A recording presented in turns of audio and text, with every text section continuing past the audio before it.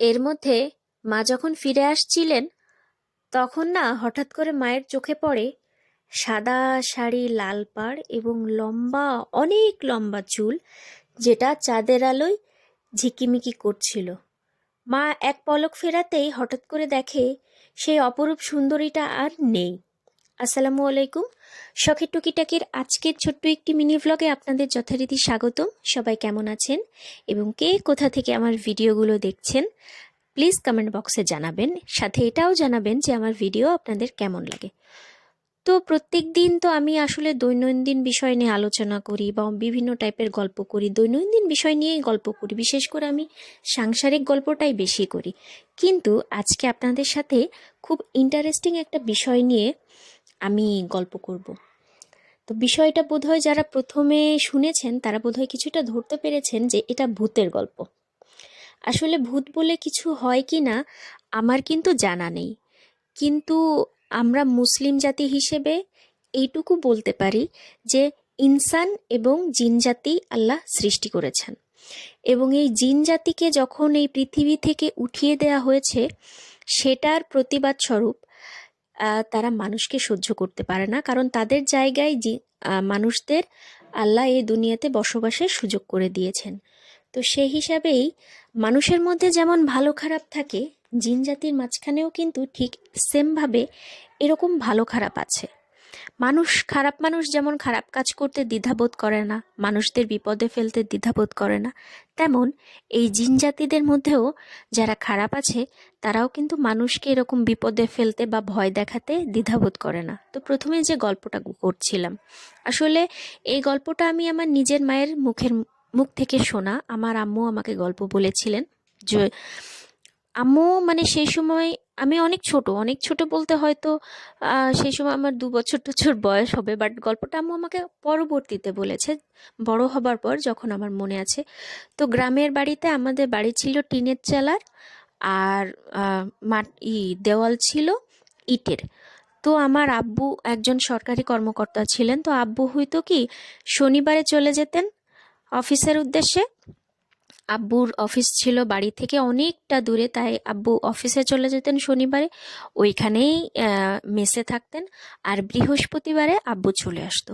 তো ওই দিন হয়েছিল কি, আব্বু না চলে এসেছিল বৃহস্পতিবারে, তো আব্বুর আসতে যথারীতি না অনেক রাত হয়ে যেত।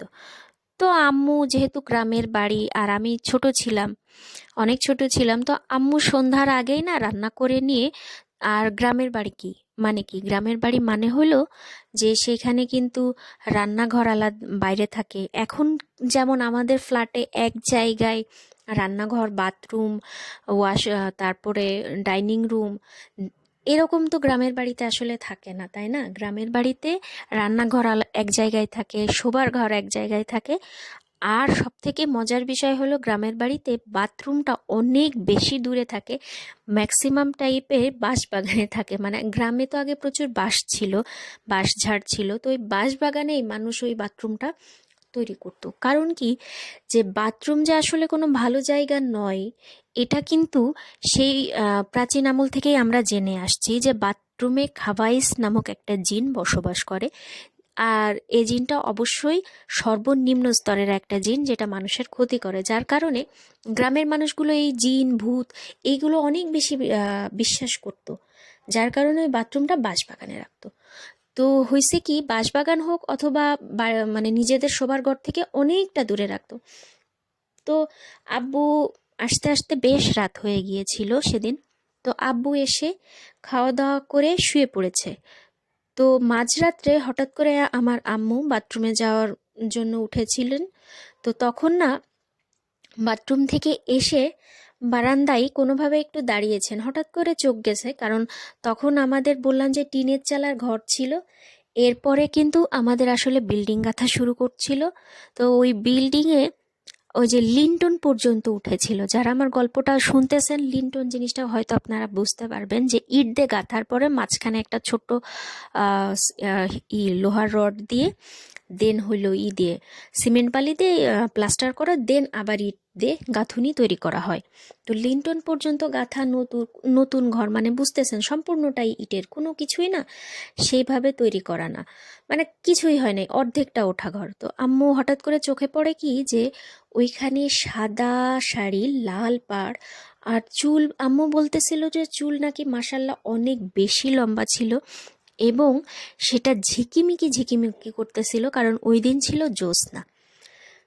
তো উনি বসেছিলেন আসলে মুখটা অন্যদিকে ফিরিয়ে, আর উনি বসেছিলেন আসলে আমাদের ওই বিল্ডিংয়ের যে বাইরের যে বাথরুমটা তৈরি করা হচ্ছিল না, ওই বাথরুমের ওই দরজাতে। তো উনি সম্বোধন করলাম, আমি আসলে একটু রেসপেক্ট দিয়ে বললাম। তো আম্মু না ওনাকে না আর দেখতে পাইনি। আম্মু চোখের পলক সরাতে সরাতে দেখে কি আর নাই।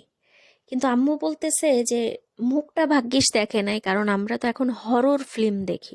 হরর ফিল্মে কি হয়, বিভিন্ন রকম লোভ দেখিয়ে পরবর্তীতে দেখা যায় কি বিভৎস চেহারা। ভাগ্যিস আমার মা সেদিন সে বিভৎস চেহারাটা দেখায় নাই।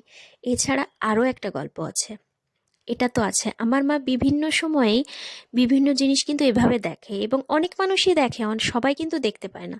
যেমন বিশেষ করে আমি তো এগুলো কখনোই দেখতে পাইনি, ইভেন আমার আব্বুও কখনোই দেখতে পাইনি। বাট আমার ভাই, আমার ছোট ভাই এবং আমার মা প্রায় নাকি তাদের সামনে এরকম উল্টাপাল্টা জিনিস বাঁধে। ভাই, তারা, আমার ভাইটাই যে ঘুমিয়ে থাকে বিছানায়, হঠাৎ করে দেখে তার সামনে খুব বিচ্ছিরি আকার দেখতে খর্বাকৃতি একটা মানুষ, মানুষ তো না, মানে একটা জন্তু টাইপের মানুষের আকৃতি দেখতে, খুব বিচ্ছিরি। ও খুব লাফায় ওঠে, চিল্লায় ওঠে। তো দুনিয়াতে আসলে ভূত বলে কখনো কিছু হয় না, আমি তো অ্যাটলিস্ট বিশ্বাস করি না, আর এই ডিজিটাল যুগে এসে তো বিশ্বাস করার প্রয়োজনও নাই। কিন্তু জিন বলে একটা জাতি আছে, সেটা তো আমাদের বিশ্বাস করতেই হবে, তাই না? কারণ জিন জাতি সবসময় মানুষের উপর ক্ষেপে রয়েছে, তার মধ্যে যারা ভালো আছেন তারা তো ভালোই আছেন, আর যারা ম্যাক্সিমামই আমাদের উপরে ক্ষেপা, তারা চেষ্টা করে মানুষের ক্ষতি করার। এছাড়া আমার আম্মু না বিভিন্ন সময় বিভিন্ন জিনিস দেখেছে। আমাদের বাড়ির কাছ থেকে নদীটা কিন্তু খুব বেশি কাছে। তো আমার মা হঠাৎ করে নদীতে একদিন গোসল করতেছিল, দেখে কি দুপুর টাইমে যে একটা বাতাস, শুধু একটা সাদা মানে ঘুরতেছে, সেই বাতাস মানে কয়েক সেকেন্ডের মধ্যে ঘুরতে ঘুরতে আমাদের নদীর অপর পাশে ছিল শ্মশান, সেই শ্মশানে গিয়ে পড়লো। এবং ওই কয়েক সেকেন্ডে গাছপালা কেমন যে হয়ে গিয়েছিল। তো আজকের মতো এইটুকু থাক, আল্লাহ হাফেজ।